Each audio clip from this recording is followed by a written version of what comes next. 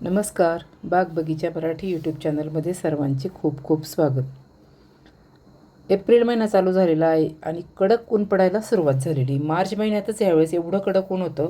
तर सकाळचे फक्त 9 वाजलेत आणि एवढं कडक ऊन आहे. तर आता ह्या कडक उन्हामध्ये झाडं कसे वाचवायचे आपली, तर त्यातलंच एक प्रकार म्हणजे झाडांना मल्चिंग करणे.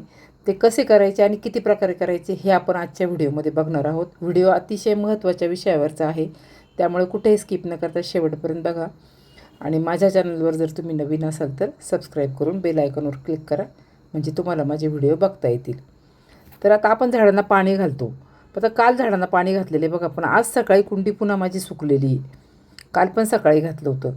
तर इतक्या पटकन माती सुकते ना, कारण की ऊन कडक पडतं आणि मग बाष्पीभवनावरून सगळं पाणी उडून जातं आणि आपली माती कोरडी पडते ना. अशा वेळेस काय होतं, कधी कधी खूपच जर तुम्ही 1-2 दिवस एखादा दिवस जर गेला ना पाणी घातल्याशिवाय म्हणजे, तर माती खूप तापते आणि मग मुळ्यांना आपल्या शॉक बसतो किंवा मुळ्या खराब होतात आणि मुळ्या खराब झाल्या म्हणजे आपलं झाड पण खराब होतं.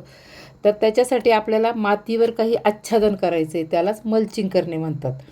तर त्या मल्चिंगचे वेगवेगळे प्रकार आपण बघू आता. अगदी म्हणजे सहज शक्य होईल प्रत्येकाला असं पण मी सांगणार आहे. बाहेरून काही आणायचं नाही आहेत आपल्याला. आपल्या घरात असणाऱ्या वस्तू, घराजवळ असणाऱ्या वस्तू, ह्या वस्तू वापरायच्या आहेत आणि आपल्याला त्याच्यावर आच्छादन करायचं आहे मातीवर, की जेणेकरून आपली माती सुकणार नाही लवकर. तर हे आहेत वाळलेले पानं. आता ह्या दिवसामध्ये म्हणजे ॲक्च्युली मागच्याच महिन्यापासून झाडांखाली पानांचा असा ढीग पडलेला असतो. वसंत ऋतू आला की झाडं नवी पालवी फुटते, जुनी पानं सगळी गळून जातात आणि नवीन येतात, हे आपल्याला सगळ्यांना माहिती आहे. तर मग असे पानं गोळा करून ठेवायची. तुमच्या अंगणात असू शकतं एखादं झाड, किंवा तुमच्या अंगणात नसेल तर गल्लीत असू शकतं. किंवा आपण घरातलं जे बाग वगैरे झाडतो ते पानं निघतात, हे असं सगळं सुकवायचं आणि गोणी भरून ठेवायचं. आपल्याला फेकायची फार घाई असते प्रत्येक गोष्ट. तर मग हे पानं आहेत ना, हे असे ह्या मातीवर त्याचं आच्छादन करायचं, म्हणजे पसरून द्यायचे आणि चांगला जाड थर करायचा आहे, खूप पातळ नाही करायचा. तुम्ही तुम्हाला वाटलं ना तर थोडेसे असे बारीक करून पण घालू शकता, म्हणजे दिसायला पण ते व्यवस्थित दिसतात, सगळे मध्ये जातात पानं. खूप असं बाहेर वेडेवाकडे आले म्हणजे ते दिसायला पण चांगलं नाही दिसत. तर असं जाड थर करायचा. आता याच्यामुळं काय होणार आहे, याच्यामुळं असं होणार आहे की आपण झाडांना पाणी घातलं आता, तर ती माती डायरेक्ट उन्हाच्या संपर्कात येत नाही आणि मग माती पटकन आपली वाळत नाही, कारण की ही पानं असतात त्याच्यावरती. आणि पाणी घालताना हे पानं पण थोडेसे ओले होतात आणि तो ओलावा अजून टिकून राहायला मदत होती मातीमधला. आणि दुहेरी फायदा म्हणजे मातीमधील कर्बाचं प्रमाण वाढणार आहे, जे की आपल्या झाडांच्या वाढीसाठी खूप आवश्यक असतं. तर आता ह्या पालापाचोळ्याला बघा आपण मातीवर टाकला आहे आणि मातीमध्ये भरपूर प्रमाणामध्ये जीवाणू असतात.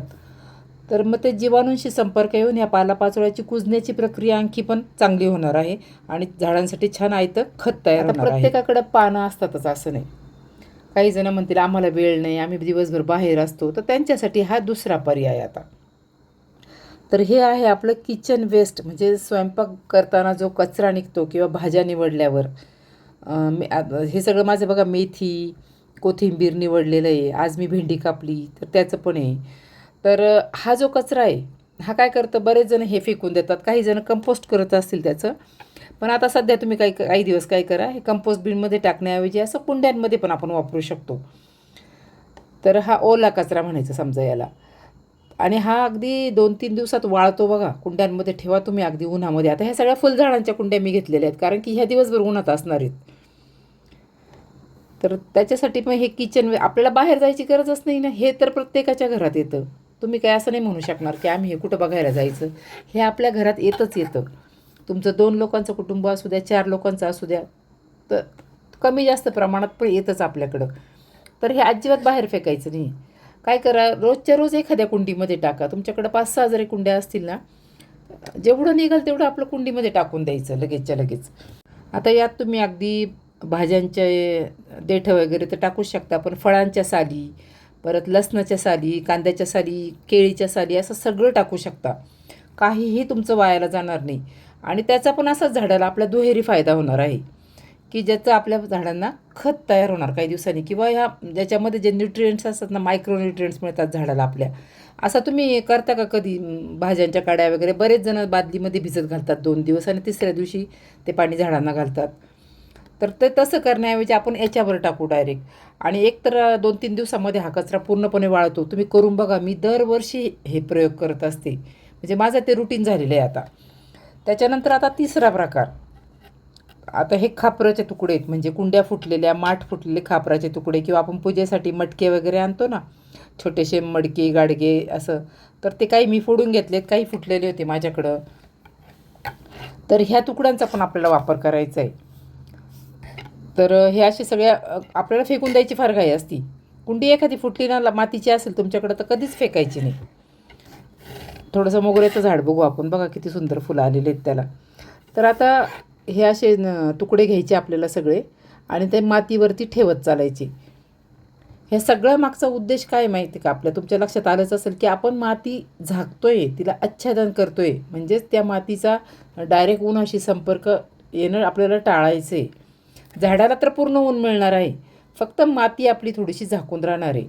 मग जेव्हा तुम्ही गावाला जाता किंवा दिवस दिवस बाहेर असता, मग एखाद्या दिवशी पाणी घालायचं राहतं, त्यावेळेस आपल्याला याचा खूप फायदा होतो. अगदी लगेचच्या लगेच झाड मान नाही टाकत आपलं, म्हणजे सुकून नाही जात. याच्यामुळे निदान तुमचं 2 दिवस तरी झाड तग धरून राहतं. तर अशा प्रकारे हे खापराचे तुकडे याच्यावर संपूर्ण बाजूने रचून घ्यायचे. आणि याच्यावरती पाहिजे ना, तुम्ही बाहेरगावी वगैरे जर जेव्हा जात असाल ना, नारळाच्या शेंड्या वगैरे पण वापरू शकतो, किंवा याच्याऐवजी नारळाच्या शेंड्या पण वापरू शकतो. पण आज मी इथं तुम्हाला हे 3च प्रकार दाखवते आहे. पण नारळाच्या शेंड्या पण आपण टाकू शकतो. पण कधी कधी काय होतं, नारळाच्या शेंड्यांमुळं शंख लागतात खूप त्या मातीवरती.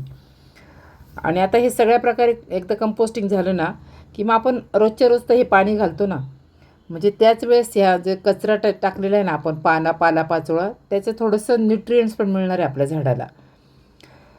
तर ज्यांना असं नाही का वाटतं की हे चांगलं नाही दिसत आहे, तर त्यांनी खापराचं पण करू शकता ना. ते जरा व्यवस्थित दिसते कुंडी त्यांनी. हे असं फार म्हणजे मेसी नाही दिसत बघा, चांगलं वाटतं त्या कुंड्या.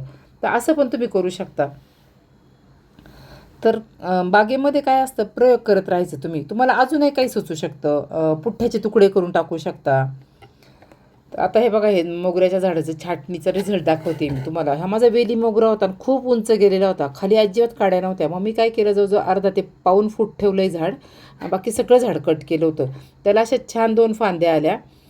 आणि मग त्या फांद्या आल्यावर परत 3-3 पानं आल्यानंतर मी त्याला परत त्याचे शेंडे थोडेसे मोठे होऊ दिले आणि मग कट केले. तर बघा खालनं किती फुटवे आलेले आहेत. असे छाटणीचं खूप फायदे होतात आपल्याला. छाटणीचा व्हिडिओ माझा अगदी डिटेल आलेला आहे, तो ज्यांनी बघितला नसेल तर अजूनही बघू शकता तुम्ही.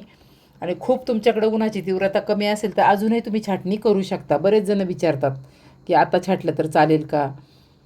तर अगदी आता तुम्ही खरड छाटणी नका करू, पण शेंडे तर तुम्ही कापू शकता. कुठल्याही फुलांच्या झाडाला एकदा फुलं येऊन गेले की शेंडेच कापायचे असतात, आणि म्हणजे त्याला नव्याने परत नवीन फांद्या येतात आणि त्याच्यावर फुलं लागतात. तर तुम्ही जर अजून हे केले नसेल ना, असं मल्चिंगचा प्रयोग, तर नक्की करून बघा तुमच्या बागेमध्ये. तुम्हाला त्याचे छान रिझल्ट अगदी मिळणार म्हणजे मिळणार आहेत. खूप फायदा होतो.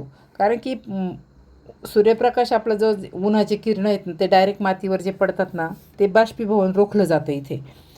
तर कसा वाटला तुम्हाला माझा व्हिडिओ? तुम्हाला जर माझा व्हिडिओ आवडला असेल, माहितीपूर्ण वाटला असेल, तर नक्की लाईक करा, कमेंट करून मला सांगा. म्हणजे उत्साह वाढतो माणसाचा तुमच्या छान छान कमेंट्स वाचून. आणि शेअर करा नक्की व्हिडिओ. धन्यवाद.